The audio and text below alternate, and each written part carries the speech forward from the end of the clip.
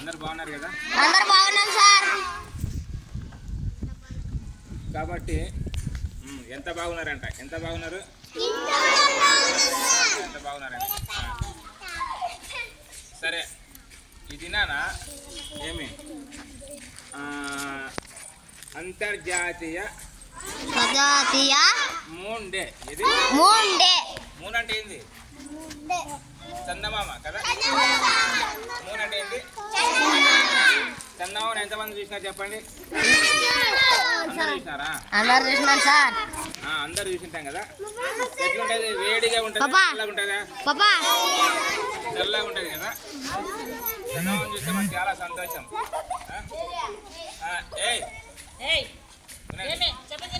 కాబట్టి ఆ చందమామ మనకు దగ్గర కనిపిస్తాడు కానీ దూరంగా ఉన్నాడు. దగ్గర ఉన్నది కనిపిస్తాడు కానీ దూరంగా ఉన్నాడు.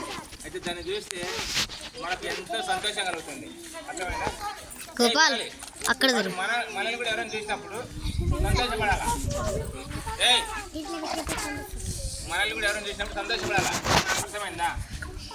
అట్లా మన మాటలు ఉండాలి, మన ప్రవర్తన కూడా ఉండాలి. సరేనా? తర్వాత ఇంకోటి అంతర్జాతీయ చెస్ డే.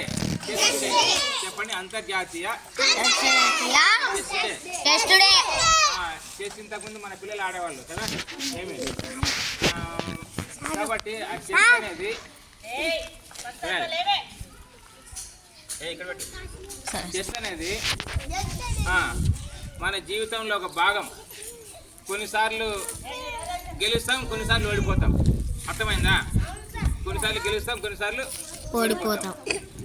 అయితే గెలిచినప్పుడు మనము ఎలాగుండాలి? సంతోషంగా ఉంటాం కదా. ఓడినప్పుడు కూడా మనం ఎలాగుండాలంటే సంతోషంగా ఉండాలి. తర్వాత ఇంకోటి ఏంటంటే ఓడిపోయినప్పుడు మనం ఒక పాఠం నేర్చుకోవాలి. మీరు ఇంకా కష్టపడాలని. అర్థమైందా? మీకు పరీక్షలు రాస్తారు, మార్కులు తక్కువ వస్తాయి. తక్కువ వచ్చినా బాధపడకూడదు. ఏం చేయాలి? అరే ఈసారి మార్కులు ఎక్కువ తెచ్చుకోవాలి, కష్టపడాలి. సరేనా? అవును సార్. కాబట్టి మన జీవితం కూడా ఒక చెట్టు లాంటిది. మనం కష్టపడితే ఏమి మంచి ఫలితాలు ఉంటాయి, మంచి భవిష్యత్తు ఉంటుంది. తర్వాత